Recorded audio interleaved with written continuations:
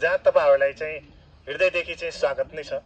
र यो भगवान गौतम बुद्ध आफ्नो जीवनको 29 वर्ष बसेको ठाउँ हो, जसलाई चाहिँ राजा शुद्धोधनले चाहिँ सुखशैलमा चाहिँ एउटा सिद्धार्थले चाहिँ गृहत्याग नगरोस्, सिद्धार्थ चाहिँ चक्रवर्ती सम्राट बनोस् भनेर त्यसको चाहिँ निम्ति चाहिँ राजाले बनाउनु भएको थियो। र यो ठाउँलाई चाहिँ प्राचीन कपिलवस्तु भनेर चाहिँ चिनिन्थ्यो। अहिले यसैलाई चाहिँ एउटा नयाँ नामाकरण गरिएको छ, तिलौराकोट। र तपाईहरुलाई नै थाहा होला, यो शाक्य वंशको राजा शुद्धोधनको राजधानी हो, जहाँ चाहिँ उहाँले चाहिँ कोलिया वंशको राजकुमारी मायादेवीसँग चाहिँ बिहे गर्नुभयो। मायादेवी र राजा शुद्धोधनले जब बिहे गरिसकेपछि मायादेवीले आफ्नो पहिलो बच्चा पाउनु पर्ने उहाँको माइत थियो। धेरै वर्षसम्म चाहिँ मायादेवीले एउटा बच्चाको लागि चाहिँ उहाँले प्रार्थना गर्नुभयो। त्यसपछि मायादेवीले चाहिँ राति सपनामा चाहिँ सेतो हात्ती देख्नुपर्छ, त्यो कुरा चाहिँ गुरुजीले भन्नुभयो होला। अनि त्यसपछि मायादेवीले सपनामा सेतो हात्ती देख्दा चाहिँ त्यो सेतो हात्ती चाहिँ मायादेवीको दाहिने काखभित्र चाहिँ कमलको फुल लिएर प्रवेश गर्नुभयो र मायादेवीको चाहिँ गर्भधारण चाहिँ यो ठाउँमा भएको थियो। यो ठाउँमा भइसकेपछि मायादेवीले भगवान गौतम बुद्धको जन्म, आफ्नो पहिलो सन्तानको जन्म दिनको लागि उहाँले आफ्नो माइत देवदा जाने क्रममा चाहिँ उहाँ लुम्बिनी पुग्नु भएको छ। लुम्बिनी सुन्दर गार्डन, सुन्दर बगैँचामा चाहिँ उहाँले पुगेर एकछिन चाहिँ उहाँले एउटा पोखरीमा नुहाएर उहाँले बेथा लायो र पोखरीबाट निस्किँदै चाहिँ उहाँले एउटा रुखको हाँगा, जसलाई चाहिँ साल रुखको हाँगा समातेर चाहिँ भगवान गौतम बुद्धको जन्म चाहिँ लुम्बिनीमा भयो। लुम्बिनीमा भइसकेपछि मायादेवी आफ्नो माइत जानु भएन। जे उद्देश्यको लागि उहाँ गइराख्नु भएको थियो त्यो अन द वे बाटोमा भयो, फेरि यही ठाउँमा ल्याएर फर्काएर ल्याइयो। उहाँलाई फर्काएर ल्याउँदा चाहिँ यो ढोकाबाट चाहिँ इन्ट्री गरिएको थियो। जुन ढोकाबाट तपाईहरु प्रवेश गर्नुभयो यसलाई चाहिँ पश्चिमी गेट भनिन्छ। यही नै मुख्य प्रवेशद्वार भनेर भनिन्छ।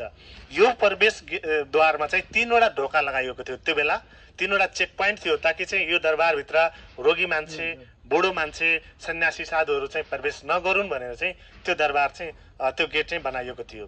र राजाले चाहिँ के गरेका थिए भने यसको वरिपरि चाहिँ 3 किलोमिटर एरियामा यो फैलिएको छ, 3 वर्ग किलोमिटरमा, र उहाँले चाहिँ सुरक्षा पर्खालहरू बनाइदिएका थिए। त्यो क्रममा चाहिँ के थियो भन्दा जब भगवान गौतम बुद्धलाई फर्काएर ल्यायो, सिद्धार्थलाई फर्काएर ल्यायो, यही ठाउँमा चाहिँ उहाँको नामाकरण गरियो। नामाकरणको निम्ति चाहिँ राजाले 108वटा ऋषि मुनिहरूलाई बोलाएर नामाकरण गर्दा उनीहरूले एउटा नाम दिए सिद्धार्थ। सिद्धार्थ भनेको उहाँले जे गर्न चाहनुहुन्छ त्यो सिद्ध गरेर छोड्नुहुन्छ, त्यही भएर नाम चाहिँ सिद्धार्थ राख्यो। र नाम राखिसकेपछि 107 जनाले 2टा उंगला उठाएर यही ठाउँमा भविष्यवाणी गरे, सिद्धार्थ राजकुमार यदि यो ठाउँमा बस्नुभयो भने उहाँ चाहिँ चक्रवर्ती सम्राट बन्नुहुन्छ, र यदि उहाँले गृहत्याग गरे भने बुद्ध नै बन्नुहुन्छ भनेर भनिएको थियो। तर एउटा कौण्डिन्य भन्ने ऋषिमुनिले उहाँले भन्नुभयो होइन, सिद्धार्थ चाहिँ कपिलवस्तुको सम्राट नभएर उहाँले गृहत्याग गरेर बुद्ध नै बन्नुहुन्छ भनेर भनिएको थियो। त्यसपछि राजालाई एउटा छोरा भएको हुनाले, अब एउटै सन्तान भएको हुनाले त्यो पनि सन्यासी भएर जाला भनेर उहाँको चिन्ताले उहाँले प्रश्न गर्नुभयो, किन मेरा छोरा चाहिँ सम्राट बन्दैन भन्दा ती ऋषिले भने यदि तपाईको छोराले यो संसारमा दुःख देख्यो भने दुःख सहन गर्न सक्नुहुन्न, किन भन्दा उहाँको शरीरमा 32 प्रकारका लक्षणहरू थिए। भगवान गौतम बुद्धको शरीरमा चाहिँ यो कान लामो होइन, टाउको यस्तो भएको, छाती चौडा होइन, यो हात यहाँसम्म भनेको 32 प्रकारका लक्षण थिए। एउटा सामान्य बालकमा हुनुभन्दा उहाँमा छुट्टै चाहिँ एउटा लक्षणहरू थियो। त्यो लक्षणले के देखाउँयो भने उहाँले यो पक्कै नै गृहत्याग गरेर बुद्ध नै बन्नुहुन्छ, बोधिसत्वको जन्म भइसकेको छ भन्ने ती ऋषिले भनिसकेका थिए। त्यसपछि राजाले चाहिँ यो राजधानीलाई चाहिँ सिद्धार्थ राजकुमारलाई सुखशैलमा बस्नको निम्ति 3वटा दरबार बनाइदिए।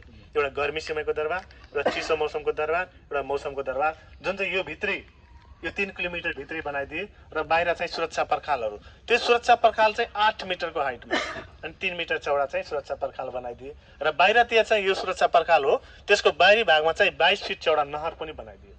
त्यो नहरमा चाहिँ राजाले सर्प र गोहीहरू पालिदिए, ताकि आउने दुश्मनहरू चाहिँ दरबारभित्र चाहिँ जताततैबाट चाहिँ प्रवेश नगरिदियोस् भनेर चाहिँ उहाँले त्यसो नहरहरू बनाए। र सुरक्षा पर्खाल बनाइसकेपछि सिद्धार्थले चाहिँ भित्रबाट बाहिरको दृश्य देख्न नसकुन् भनेर चाहिँ त्यो 8 मिटरको चाहिँ सुरक्षा पर्खालहरू बनाइएको थियो। त्यसपछि राजाले के गर्यो भने 3वटा दरबार र मार्केट एरिया पनि बनाइदिए। म देखाउँछु तपाईहरुलाई।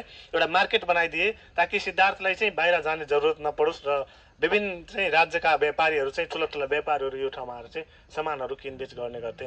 रोगी मान्छे, बुढो मान्छे, सन्यासी आउन पाउँदैन थिए। हिष्टपुष्ट युवा युवती मात्रै आएर चाहिँ उनीहरूले यो दरबारभित्र चाहिँ आफ्नो किनबेच गर्ने गर्थे। र त्यति बेला चाहिँ सिद्धार्थले जब मार्केटमा घुम्दा, बजारमा घुम्दा चाहिँ संसार त सुकै सुकले भरेको छ जस्तो उहाँले महसुस हुन्थ्यो। अब हामीले यो भित्र के हेर्न पाउँछौँ भन्दा पश्चिम गेट एउटा भइदियो, त्यसपछि चाहिँ बिचमा एउटा पोखरी छ जहाँ सिद्धार्थ राजकुमार नुहाउने गर्थे, त्यसपछि एउटा गर्मी समयको दरबार छ जुन दरबारमा चाहिँ सिद्धार्थले 29 वर्ष चाहिँ गर्मी मौसममा बस्नु भएको थियो। त्यसपछि राजाको एउटा मेन दरबार छ, त्यो दरबार हामी देख्छौँ। अनि त्यसपछि एउटा समय देवीको मन्दिर छ जहाँ चाहिँ राजकीय परिवारहरू पूजा गर्ने गर्थे, त्यहाँ जान्छौँ। अनि त्यसपछि एउटा नर्दन पोखरी छ जहाँ चाहिँ उत्तरी पोखरी छ, त्यो पोखरीमा अहिले कमलका फुलहरू पनि लागेको छ र भगवान गौतम बुद्धले अन्तिममा चाहिँ त्यो पोखरीमा नुहाएर गृह त्याग गर्नुभएको थियो। अनि लास्टमा हामी चाहिँ पूर्वी गेट जान्छौँ, पूर्वी गेट जहाँबाट भगवान बुद्धले चाहिँ गृह त्याग गर्नुभएको छ, त्यो गेटमा जाने। र त्यसपछि यदि तपाईँसँग समय भयो भने भगवान गौतम बुद्धको चाहिँ बुवा राजा र रानीको समाधि पनि हामी जान्छौँ। त्यत्रै टाढा छ, पूर्वी गेटदेखि 500 मिटर टाढा छ। अब हजुरहरूले बिस्तारै हामी हिँड्दै जाउँ, अब धेरै समय त नलिउँ भनेर।